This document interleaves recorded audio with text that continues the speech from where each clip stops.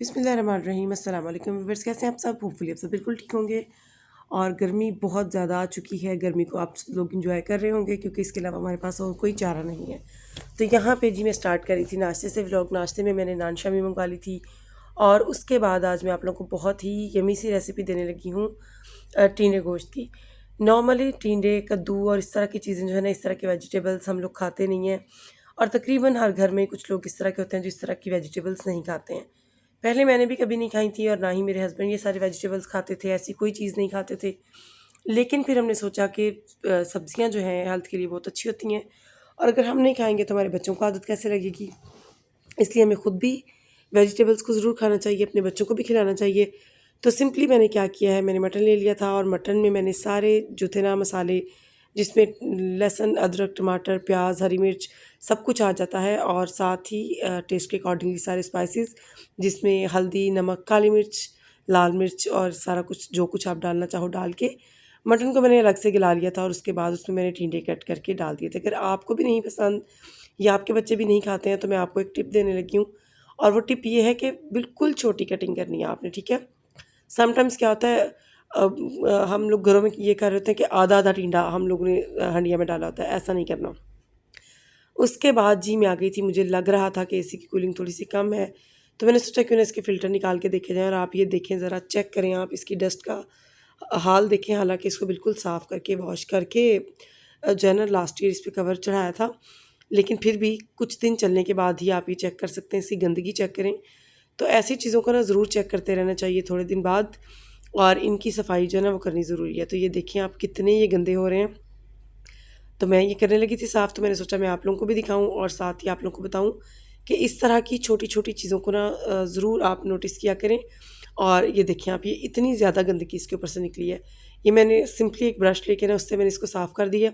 आप लोग चाहें तो आप वॉश भी कर सकते हैं और जिसके अंदर वाले फ़िल्टर्स थे वो भी अच्छे तरीके से निकाल के इसको मैंने साफ़ किया और इसको साफ़ करने के बाद फिर जब मैंने लगाया तो कूलिंग में काफ़ी ज़्यादा फ़र्क आ गया, वरना मुझे लग रहा था कि पता नहीं क्या हो गया है, सर्विस कराना पड़ेगी या पता नहीं क्या ब्ला ब्ला ब्ला। और आप ये देखें इतना ज़्यादा गंद इसमें से निकला है, ठीक है? उसके बाद जी सर्दियाँ हों और शेक ना पिए जाएँ, ये नहीं हो सकता। और ये मेरे पास यहाँ पे ये चोको ब्लिस की चॉकलेट पड़ी थी और इनकी सिर्फ़ मुझे एक चीज़ ये बुरी लगती है कि जो न्यूटेला है वो इस तरह से जमता नहीं है। इसको हालाँकि मैंने फ्रिज में नहीं, इसको मैंने बाहर ही रखा हुआ था, लेकिन ये इस तरह से ना थोड़ा टाइम बाद, मतलब जितना मैंने यूज़ कर लिया उसके बाद ये पड़ा हुआ था। तो इसकी कंडीशन कुछ इस तरह से हो गई और जितने सारे इंग्रेडिएंट्स मैं यूज़ करने लगी हूँ, जितना गंदबला मेरे पास घर में पड़ा हुआ था मैं उठा लाई हूँ। क्योंकि एक तो मैं सिंपल दूध पीती ही नहीं हूँ, मुझसे पिया ही नहीं जाता है। और फिर ये कि बाहर से आप शेक्स मंगवाओ, आपको नहीं पता कि वो कौन से ब्रांड का कौन-सा गंदा-मंदा दूध यूज़ कर रहे हैं। तो बस फिर बाहर से मंगवाने की बजाय मैंने सोचा मैं खुद बना लूँ। तो जितनी चीज़ें मेरे हाथ आई ना बच्चों की पड़ी हुई चीज़ों में से वो मैंने उठा ली हैं। आप भी देख सकते हो, शेक बनाने के लिए ज़रूरी नहीं है कि कुछ लिखे पढ़े इंग्रीडिएंट्स ही होने चाहिए और फलां-फलां चीज़ जो आप यूज़ कर रहे हो वो ही होनी चाहिए। आप अपनी मर्ज़ी की कोई सी भी चॉकलेट्स डाल सकते हो, लिक्विड चॉकलेट यूज़ कर सकते हो। मेरे पास ये कुछ टॉपिंग्स वगैरह पड़ी हुई थी, जिनमें व्हाइट और ब्लैक चॉकलेट चिप्स थे और जो कि गर्मी की वजह से ना मुझे लग रहा था कि थोड़े मेल्ट हो रहे हैं, तो मैंने सोचा कि बजाय इसके कि ये ख़राब हो जाएँ, मैं इनको किसी न किसी तरीके से यूटिलाइज़ कर लेती हूँ। तो आप लोगों ने मुझे कमेंट्स में बताना है कि आप लोगों को शेक्स पसंद हैं या नहीं? आप लोग अपनी गर्मियाँ किस तरह एन्जॉय करते हो? क्योंकि जितनी भी गर्मी हो हमारे पास इसके अलावा और कोई चारा नहीं है कि हम एन्जॉय करें, क्योंकि कुछ भी कर लें गर्मी कम तो होने वाली है नहीं। ख़ैर आप लोगों ने देखा होगा कि आज मैं काफ़ी डेज़ बाद वीडियो लेके आई हूँ। इतनी गर्मी है, इतनी शदीद गर्मी है कि एक तो किचन में जाने का दिल ही नहीं करता, लेकिन ज़ाहिर है मजबूरी है, खाना भी बनाना होता है, बाकी सारे काम भी करने होते हैं। गर्मी है या सर्दी है, काम सारे साथ-साथ चलते रहते हैं, काम नहीं रुकते हैं। और अभी भी मेरी तबीयत काफ़ी ख़राब थी, आप लोगों को मेरी आवाज़ से पता चल रहा होगा। और मेरे साथ इसी तरह होता है, जब भी मेरा लाइक थोड़ा-सा भी गला ख़राब हो तो मुझे साथ फ्लू हो जाता है और गले में ख़राश वग़ैरह सारा कुछ। तो ख़ैर मैंने सोचा आज इतने दिन हो गए, पता नहीं 1 मंथ ही हो गया, तो क्यों ना कोई वीडियो शेयर की जाए अपने ऑडियंस के साथ। और साथ ही यहाँ पे आ जाता है जी मेन इंग्रेडिएंट जो कि है कॉफ़ी। कॉफ़ी लवर्स को पता है, जिनको कॉफ़ी पसंद है, सर्दी है या गर्मी कॉफ़ी कुछ नहीं कहती। और कभी-कभी मैं कोल्ड कॉफ़ी बनाती हूँ, कभी-कभी नहीं, काफ़ी बनाती रहती हूँ। लेकिन यहाँ पे मेरा बड़ा बेटा जो था ना वो भी कह रहा था कि आप कौन-सा शेक बना रही हैं, मैं भी लूँगा साथ। इसलिए मैंने इतनी ज़्यादा इसमें कॉफ़ी ऐड नहीं की और बाकी सारी चीज़ें मैंने डाल ली कि गर्मी है तो बच्चों के लिए इतनी ज़्यादा अच्छी नहीं है कॉफ़ी। साथ ही मैंने इसमें यहाँ पे बर्फ़ डाल ली है, क्योंकि शेक्स जितने ज़्यादा ठंडे हों उतना ज़्यादा मज़ा आता है। अच्छा, आप लोग कहेंगे गला ख़राब है और शेक पी रही है। ये कोई तकरीबन 15-20 दिन पुरानी वीडियो है। बस इसी तरह करती हूँ, जब थोड़ा-सा मौसम बेहतर होता है या कुछ थोड़ा-सा दिमाग सेट हुआ होता है ना, तो फिर मैं कहती हूँ चलो थोड़ा-सा कुछ थोड़े-थोड़े क्लिप्स मैं जो है वो रिकॉर्ड कर लेती हूँ, शूट कर लेती हूँ। अदरवाइज़ प्रॉपरली जो मैं जिस तरह से पहले करती हूँ कि मैं नाश्ते की, डिनर की रूटीन सारी, खाने में क्या बन रहा है और सारा कुछ उस तरह से मुझसे ना आजकल जो है नहीं किया जा रहा। इसी वज़ह से मैं वीडियोज़ भी नहीं बना रही हूँ और इतनी शदीद गर्मी है कि बस ना वॉइस ओवर करने का दिल करता है, कुछ भी नहीं।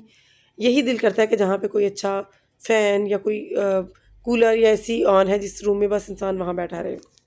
लेकिन ऐसा होता नहीं है, क्योंकि आपको सभी कुछ साथ-साथ मैनेज करना पड़ता है। आपको लॉन्ड्री भी करनी पड़ती है, आपको किचन भी देखना पड़ता है, आपको कुकिंग भी करनी पड़ती है, आपको डिश वॉशिंग भी करनी पड़ती है, आपको क्लीनिंग भी करनी पड़ती है। सभी कुछ करना पड़ता है और नहीं करेंगे तो भी बुरी बात है।